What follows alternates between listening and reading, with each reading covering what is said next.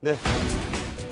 최순실 씨, 이재용 삼성전자 부회장이 공교롭게도요, 구치소에서 생일을 맞았습니다. 또, 최 씨의 딸 정유라 씨의 구속영장에 난데없이 을지문덕 장군의 씨가 등장했다는 얘기입니다. 네. 네. 온 나라를 뒤흔든 희대 국정농단 사건, 바로 이 최순실 게이트의 일각인 2대 입학비리 사건이 어제 첫 선고 공판을 가졌습니다. 네, 근데 공교롭게도 첫 실형을 받은 어제가 바로 최순실 씨의 생일이었습니다. 바로 61번째 생일이었는데요. 1956년 6월 24일생입니다. 라고 말하자 바로 징역 3년 선고가 떨어졌습니다. 네. 아이러니합니다. 이 변호사님. 저게 이제 뭐 공교로운 일이지만 우리 네. 나이로는 진갑이라고 하는 나이인데요. 네. 네, 61번째 생일에 3년. 네. 본인은 굉장히 형을 선고받고 약간 멍한 표정도 짓고 좀 그랬다고 하는데 어땠을까요? 근데 사실 이건 시작이죠, 이제. 그렇죠. 이제 시작이지. 앞으로 남은 거는 지금 국정농단 사건을 이렇게 세트로 봤을 때 비선 의료가 이제 다 이제 선고가 됐고요. 그 다음에 이제 학사 비리가 두 번째로 선고가 네. 됐는데 이제 작은 거라고 표현하기는 좀 적지만 법원에서 봤을 때 사건이 좀 빨리 선고될 수 있는 부분부터 지금 빨리 선고를 하고 있는데 이제 남아있는 건 형이 더 중한 거밖에 없거든요. 네. 그러니까 이제 3년이 아니라 남아있는 형을 선고받으면 점점 더 이제 형이 셀 수밖에 눈덩이가 없어요. 구르기 네, 시작했다. 이런 얘기로 이해해도 됩니까? 네. 자, 그래서요, 어제 그 재판부가 양형 사유를 읽으면서 이런 표현을 썼다고 합니다. 어머니의 사랑. 자, 이게 딸에 관한 얘기죠? 네, 어머니의 사랑이라고 하기에는 너무 많은 불법을 저질렀고 자녀마저 공범으로 전략을 시켰다. 결국 그릇된 모정이다. 뭐 이런 뜻이겠죠. 그렇죠. 당연히 그럴 수밖에 없고 저게 문제가 뭐냐면 네. 어머니의 사랑을 이렇게 어느 정도 이해해 줄 수 있는 한계를 넘어선 거예요. 왜냐하면 저 행동 때문에 정상적으로 대학에 입학해야 할 학생이 떨어졌잖아요. 그렇죠. 그런 거 경쟁이 공정하지 않은 거잖아요. 그럼 다른 학생과 다른 부모는 뭐 가슴에 피멍이 드는 거 아니겠습니까? 그러니까 사회 자체를 공정한 사회에서 불법적인 사회로 만들었고 온갖 권력을 활용해서 본인의 이익을 취득하려고 했고 자기 딸에 대한 사랑이 그냥 일반적으로 보여지는 사랑의 한계를 뛰어넘다고 보는 거죠. 예. 그것 때문에 저는 3년이라는 형도 좀 중하게 내려졌다고 봐요. 그 자체로 보면. 그래서 결국은 재판부 입장에서 봤을 때는 최순실의 저런 행동이 그냥 일반적으로 사회적으로 사회 통념상 어머니의 사랑으로 받아들여주기는 한계를 뛰어넘었다는 것이죠. 네네. 그리고 저 하나의 행동을 위해서 얼마나 많은 교수들, 총장을 포함한 교수들이 거기에 개입을 했습니까? 이거는 일반적으로 우리가 상상할 수 없는 일이고요. 네네. 그 일 때문에 많은 다른 선량한 학생들, 공정하게 열심히 공부한 학생들이 피해를 당했다고 하는 것. 네. 돈과 권력이 결국은 힘이 돼서 그걸 통해서 선량한 사람들에게 피해를 주는 저런 행동은 엄벌에 쳐야 된다는 그런 말로 들려져서 네. 최순실이 좀 더 좀 심각하게 받아들여야 한다고 생각을 합니다. 맞아요. 네, 재판부는 이어서 최 씨의 딸 정유라 씨가 돈도 실력이야. 라고 해서 그 화제가 됐고 결국 이게 뭐 촛불 시위의 도화선에 또 기름을 끼얹는 발언이 됐던 이것도 양형 사유를 말하면서 이렇게 언급을 했죠. 네, 너무 많은 사람이 공정을 저버리게 했다. 빽도 능력이라는 의구심이 생기게 했다라고 했는데 이 빽 돈도 실력이야. 너희 부모를 탓해라는 건 바로 정유라 씨가 자신의 SNS에 쓴 글 아닙니까? 그러면 이 정유라 씨가 쓴 글 때문에 결국 이 최순실 씨 양형에 영향을 미쳤다. 이렇게 봐요. 아니 촛불 초기에 네. 제가 나오면 중고생들이 깃발 들고 많이 모였어요. 네. 기억나시죠? 촛불의 예. 동력이 청소년들이었어요. 기자가 인터뷰를 합니다. 수능 일주일 전에 토요일에 고3 학생이 나왔죠. 그렇죠. 저 학생 수능 걱정 안 되세요? 나라가 더 걱정입니다. 아, 이런 얘기하게 만든 게 정유라의 SNS예요. 네네. 그래서 저는 굉장히 심각한 문제인데 여기서 자 생일날 3년형을 판결받아야 되는 최순실. 인간적으로는 얄궂은 운명 아닙니까? 네. 인간적으로는 안타까움이 들어요. 죄는 미워하되 사람 미워하지 말라. 이 말에 따르면 그런데 국민들은 이 3년이 지금 낮다고 보는 거예요. 왜 그러냐면 검찰은 7년을 구형했는데 네. 3년이 떨어졌어요. 네. 만약에 최순실 3년, 정유라 3년, 이거 제 개인 생각이지만 이랬다면 국민들이 그럴 수 있겠다 생각했을 것 같은데 네네. 정작 정유라는 활보하고 있고 음.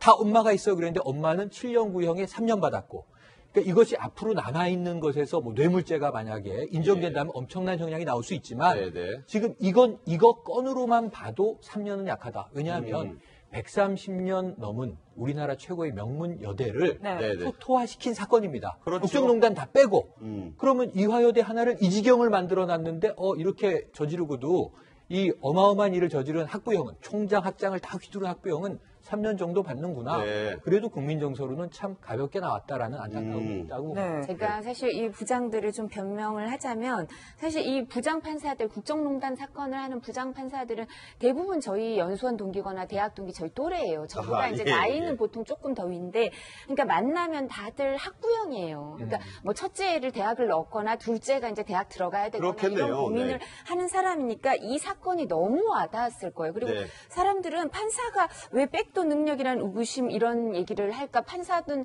백이 있는 게 아닐까 이런 생각을 할 텐데 판사들은 사실 성적순으로 많은 걸 하기 때문에 백이 능력이라는 생각을 안 해요. 자신의 실력으로 뭔가 입증하는 그 사다리로 올라온 사람들이기 때문에 백도 능력이라는 이런 생각을 갖고 사는 사람들이 아니에요. 기본적으로. 네, 그래서 네. 이런 표현을 쓰는 거고요. 그래서 아마 이 최순실 씨의 양형 기준에 의하면 한 1년 6개월 정도 되거든요. 그러니까 아하. 판사가 할 수 있는 한은 최대한을 한 최대한 거고 때린 그리고 거다. 검사가 7년을 한 거는 이제 범죄 사실이 쭉 있는데 그중에 일부는 무죄가 나왔어요. 예. 그래서 그게 다 유죄가 나온다고 생각하고 7년을 구형한 거고 그중에 일부 무죄가 나와서 할 수 있는 한을 한 거고요. 네네. 그리고 보통은 이제 검사가 하는 거가 다 인정된다 하더라도 양형은 선고형은 한 반 정도가 많이 돼요. 아니 그런데 어쨌든 이 최순실 씨 측 이경재 변호사는 항소할 거다 이렇게 얘기했거든요.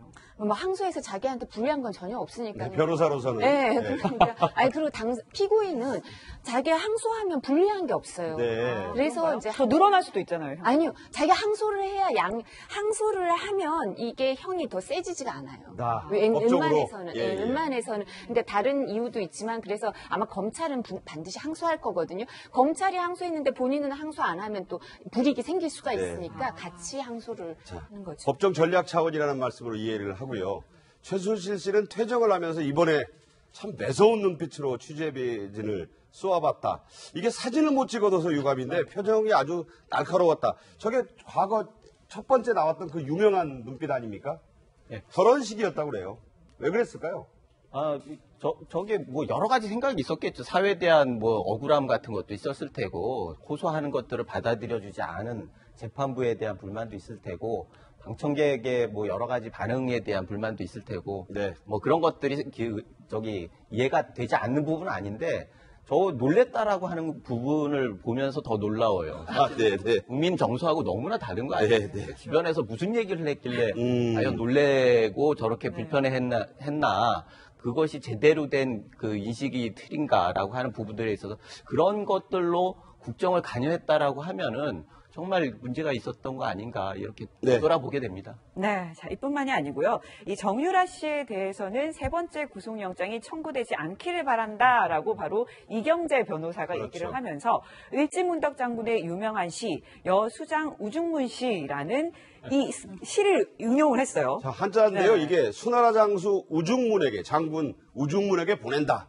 참으로 이거 모르는 우리나라 대한민국 학생 국민이 없어 싶은데 뭐 사극에도 많이 나오고 이 중에서 이경재 변호사는 바로 이제 뭐 다 됐다. 저 중에서 이제 그대의 신기한 책략 이건 뭐 네. 사극에 나오는데 바로 전승공기고 당신의 전공이 하늘 뜻 찌를 듯하니 지족 만족한 줄을 알고 편안하게 돌아가라 이 말이 검찰 보고 했다는 얘기. 그렇죠. 검찰이나 특검한테 이렇게 얘기하는 거죠. 그건 무슨 말이냐면 정유라 구속영장 청구하지 말아달라 이런 얘기 같아요. 저는. 이게 무슨 관계인가요? 왜냐면요. 네. 최순실이나 아니면 박근혜 전 대통령의 이런 문제들, 소위 국정농단이라고 하는 문제를 특검과 검찰이 밝혀낸 거 아니냐.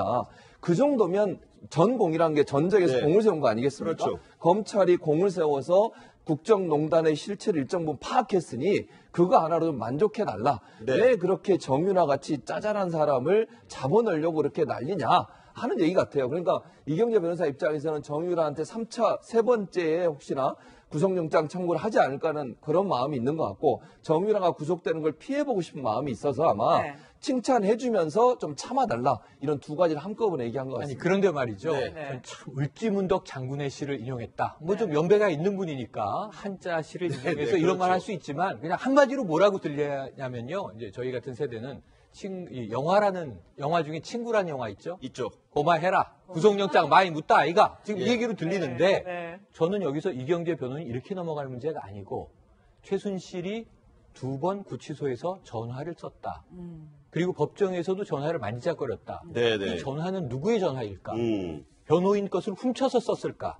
알고 줬을까? 그럼 지금 법을 변호사가 위반하고 있는 상황이에요. 네. 알고 최순실이 나 급한 전화 써야 되는데 근데 변호인이 가지고 들어가면 안 되는 접견실에 자기 전화를 가지고 들어가서 예. 혹은 그게 차명폰이거나 최순실한테 쓰라고 줬다면 이거는 변호인이 지금 이 교도소의 교정당국의 수칙이라든가 네. 법 제도를 위반하고 있는 상황이에요. 네. 지금 울지문덕 장군의 시를 인용할 때가 아니고 이거부터 밝히라고 좀 묻고 싶습니다. 네. 그러게 울지문덕 장군 시에서 이제 영화 친구 얘기까지 나왔습니다. 네, 자, 아까 생일 얘기했었는데 또 한 분이 생일을 맞았습니다. 네, 또 다른 주인공 바로 어제가 생일이었던 사람 이재용 삼성전자 부회장도 생일이었습니다. 바로 50대의 첫 생일을 구치소에서 맞았는데요. 이렇게 되면 최순실 씨와 띠동갑인 셈이죠. 12살 어린 네. 띠동갑인 어쨌든 셈인데요. 뭐 공교로운 상황이었고 네. 이재용 부회장으로서도 참 뭐 안타까운 그런 상황이고 어제 아침 식단은 소고기 미역국인데 이거 뭐 원래 정해진 대로 나온 겁니다. 이 부회장의 모범적인 수감 생활 구치소 내에서도 화제가 되고 있다 이런 얘기인데 김우석 부소장 네. 절도 있는 책과 침구류 정리 식사를 전혀 남기지 않고 모두 비운다. 달리기로 40분씩 늘 체력을 관리하고 있고 신문 2개 신문이 뭔 신문인지는 알려지지 않았습니다. 독서로 9시 취침 시간까지를 최대한 활용한다. 저기 신문 궁금해 하시는 것도 그렇지만 책을 무슨 책인지 저거 마케팅이 굉장히 중요한 것 같습니다. 그러니까 30권이 한계라고 이 교정당국이 30권까지 들어올 수 있는데 네네. 빼곡히 30권이랍니다. 그걸 좀 자꾸 교체한다는데. 굉장히 성실한 분인 건 틀림없는 것 같아요. 사실 뭐 홍석현 전 회장 같은 경우도 멘토를 하면서 굉장히 칭찬을 많이 했다고 그러고 네. 주위에서 만난 사람들은 굉장히 예의 바르고 네. 차분하다 그리고 성실하다 이런 얘기를 많이 했습니다. 아무리 성실해도 구치소에서 이렇게 생활하기 쉽지 않을 텐데. 그러니까 성실한 거죠. 진짜 성실한 거죠. 네. 그런 걸 보면은 네. 나름대로 관리를 잘 하고 있는 거예요. 그리고 또 왜 이렇게 할 수 있었을까? 나름대로는 그래도 방어를 할 수 있는 논리가 있는 거예요. 이게 그런 정당성이 없다라고 하면은 좀 원망도 하고 그러면서 좀 무너질 수도 있었는데 나름대로 자기를 정당화할 수 있는 논리들을 계속 누군가가 제공하고 그것들을 내면에 체화하고 이러면서 버텨나가는 그런 모습인데 그런 것들이 재판에서 어떻게 나타날지라고 하는 부분들에 대해서는 굉장히 궁금한 측면이 많고 검찰이나 특검에서도 전략을 정말 잘 세워야 할 거예요. 그래서 네.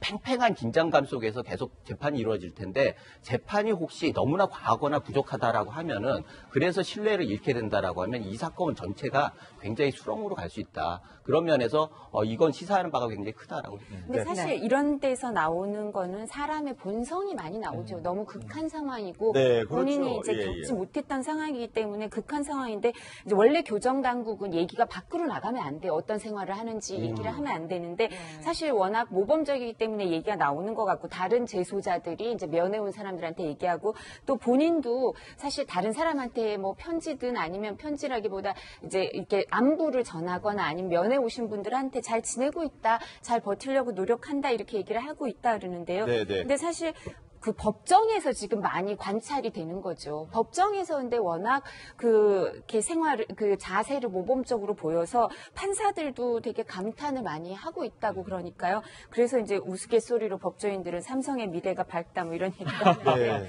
네, 어쨌든 뭐 재판 결과가 제일 예. 중요하겠죠. 네. 어쨌든 입소문으로 나온 얘기들을 저희가 모아서 말씀드렸습니다. 네, 다음 주제로 넘어가 보도록 하겠습니다. 네.